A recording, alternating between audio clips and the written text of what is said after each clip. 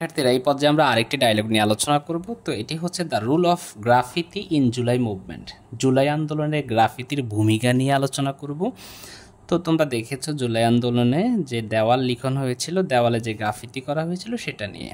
তো এটা আমার কাছে খুবই গুরুত্বপূর্ণ মনে হয়েছিল। যদি তোমাদের কাছে গুরুত্বপূর্ণ না হয় তাহলে তোমরা স্কিপ করতে পারো।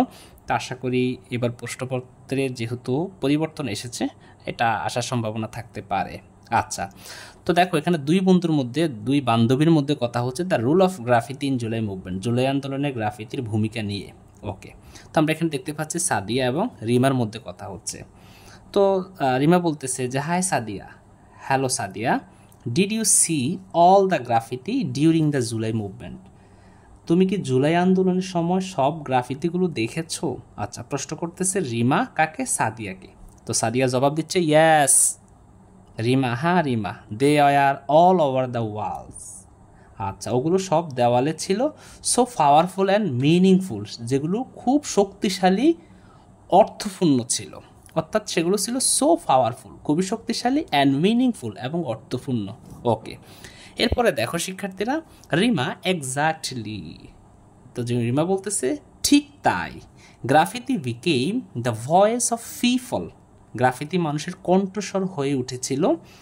ইট শোড, এটা দেখিয়েছিল বা এটা কি প্রকাশ করেছিল, the anger and demand of the students, এটা ছাত্রদের রাগ এবং দাবিগুলো দেখিয়েছিল বা প্রকাশ করেছিল। আচ্ছা, তারপরে একটু খেয়াল করে দেখো, সাদিয়া বলতেছে I saw one that said, অর্থাৎ কি, আমি একটি লেখায় দেখেছিলাম, উই আস্কড ফর রাইট, লেখা ছিল যে আমরা চেয়েছিলাম অধিকার, বাট বিকেম রাজাকার্স, বাট আমরা হয়ে গেলাম রাজাকার। ইট ওয়াজ সো ইমোশনাল, এটা খুব বেশি আবেগময় ছিল, খুব বেশি ইমোশনাল ছিল। তো রিমা বলতেছি ইয়াস, হ্যাঁ, that slogan was written on many walls, এই স্লোগানটি বিভিন্ন দেওয়ালেই লেখা ছিল। ওকে, অনেক দেওয়ালেই সেটা লেখা ছিল।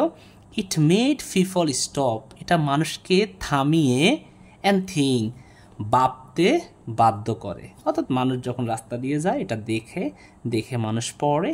ওকে, এরপরে সাদিয়া বলতেছে যে graffiti help the movement grow ফাস্টার, graffiti আন্দোলনকে দ্রুত ছড়িয়ে দিতে কি করে, সাহায্য করে। Even people who are not online so the message on the stage, অর্থাৎ যারা অনলাইনে ছিল না তারা রাস্তার এই বার্তাগুলো দেখেছিল। ওকে, মোটামুটি তোমরা এইটুকু বুঝতেছো। আর রিমা বলতেছে রাইট, ঠিক আছে, হ্যাঁ সঠিক। The movement try to remove them, অর্থাৎ সরকার এগুলো মুছে ফেলতে চেয়েছিল, বাট স্টুডেন্টস, কিন্তু ছাত্রছাত্রীরা, kept writing again and again, কিন্তু ছাত্রছাত্রীরা বারবার সেগুলো লিখেই গিয়েছিল। ওকে, এরপর সাদিয়া বলতেছে it became an symbol of resistant. তো এখানে বলছে যে, আমি আবার বলি, it became a symbol of resistant, এগুলো প্রতিবাদের প্রতীক হয়ে উঠেছিল। Okay, the art, words and colours inspired everyone. তো এগুলো কি করছিল, যে এই যে গ্রাফিতিগুলো, অর্থাৎ এগুলো লেখাগুলো, রং, কথাগুলো সবাইকে ইন্সপায়ার্ড, অনুপ্রাণিত করেছিল। ওকে, আর এবার বলতেছে I believed graffiti played a strong role in uniting people and spreading the message, আমি বিশ্বাস করি গ্রাফিতি মানুষকে ঐক্যবদ্ধ করেছিল এবং যে স্প্রেডিং, ছড়িয়ে দিতে, দ্য মেসেজ, বার্তাগুলো বা বার্তাটি ছড়িয়ে দিতে মানুষকে ঐক্যবদ্ধ করেছিল। ওকে, সাদিয়া বলতেছে ইয়াস, হ্যাঁ, it was like a silent protest, এটা এক ধরনের নীরব প্রতিবাদ ছিল, বাট কিন্তু ভেরি লাউড ইন মিনিং, কিন্তু এখানে অর্থটা ছিল খুব বেশি লাউড, মানে জোরালো। আশা করি এতটুকু পর্যন্ত বুঝছো। আর রিমা বলতেছে ট্রু মানে কি, ঠিক বলেছ, I will never forget the power of graffiti in July movement, অর্থাৎ আমি কখনোই ভুলবো না জুলাই আন্দোলনের সেই গ্রাফিতির পাওয়ারকে, শক্তিকে, আমি কখনোই জুলাই আন্দোলনের সেই পাওয়ারের বা শক্তিকে কখনোই কি করব না, ভুলবো না। ওকে, আমরা এবার দেখতেছি সাদিয়ার কথা, মি টু, আমিও বলবো না।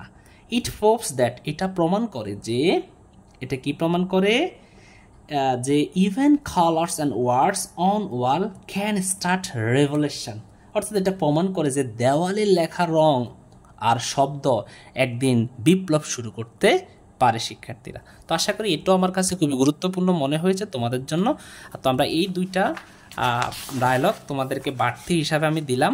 একটা হচ্ছে 2024 student movement against discrimination quota movement of July revolution dialogue হিসাবে, আবার the role of graffiti in July movement. তো এগুলো অনেক ক্ষেত্রে আবার প্যারাগ্রাফ হিসাবেও আসতে পারে। তো আসলে যেহেতু প্রশ্নপত্রে অনেক বেশি পরিবর্তন হয়েছে বা হচ্ছে বা হবে, সেই ক্ষেত্রে তোমরা বেশি বেশি পড়ার কোনো বিকল্প নাই। তোমাদের জন্য দিনরাত পরিশ্রম করতেছি, ইনশাআল্লাহ পাশে থেকো। আসসালামু আলাইকুম, আল্লাহ হাফেজ।